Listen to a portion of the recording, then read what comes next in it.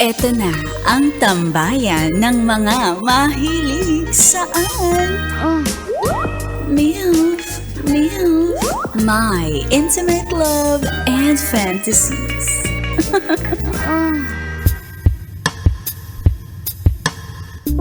Sa ating episode na pinamagatang Dahan-dahan sa pagpindot, baka may kumibot-kibot. May kwento ako. Lalaki ako at may asawang mahilig. Saan? Mahilig umorder online. Ay, parang ako yung mga ganyan tipo. Walang araw na wala akong nakikitang parcel sa pintuan namin. Wala naman akong magagawa, ika nga, happy wife, happy life. Ngunit isang beses, may bukod tangi siyang parcel na nasa kwarto namin. Nakahiwalay. Ngunit isang beses ay may pinuntahan ako at na-curious ako dito sa parcel at binuksan ko ito. Hoy! Walang paalam! Pagkabukas ko ay isang kakaibang kulay pink na mikropono at may 3 pindutan ito. Nang subukan kong gamitin, ay hindi gumagana kung hindi nagva-vibrate lamang. Kaya inisip ko, baka sira at ibabalik niya. Yan ang alam mo.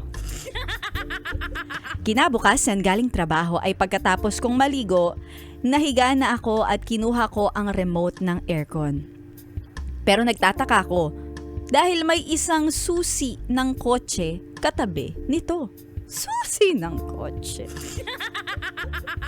Alam ko ang susi ng kotse ko. Kaya nagtaka ako at naghinala kung may itinatago sa akin ang misis ko. Pinindot ko ang nakita kong susi. Sabay nitong biglang pumasok si misis. Agad ko namang itinago ang susi na nakita ko. Hoy, ba't mo tinago? Tinanong niya ako habang nanginginig ang boses niya.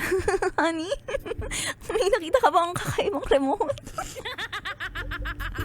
Sabi ko, wala naman. Napatanong ako sa boses niya. Han, bakit parang nanginginig at pinagpapawisan ng ayos ka lang ba? Sumagot naman siya ng, oo honey, ayos lang ako pero kailangan ko makita kung yung remote na ay kasama ng parcel ko. Agad ko naman sinabi, eto ba yon? At inilabas ko yung nakatago na susi na akala ko ay sa kotse. Agad-agad niyang hininaan ang gamit ng remote at umayos ang pananalita niya. Dahil sa curiosity ko ay tinanong ko siya kung ano ba yung remote na yun? Ayun pala. Kasama nito ang nakita kong kulay pink na mikropono na napakaliit. At isa pala itong pleasure toy. Nagva-vibrate kapag nilalagay sa kuwan. Tinanong ko siya kung bakit kailangan niya pa yung ganon. Ang sabi ng aking misis, kasi Han, may araw na namimiss kita. Gabi ka lang umuwi kaya bumili na lang ako ng ganito para maalala ka.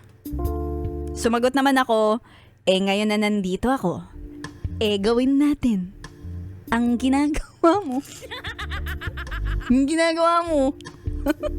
Natapos ang gabi namin, kami ay masayang masaya at natulog ng mahimbing.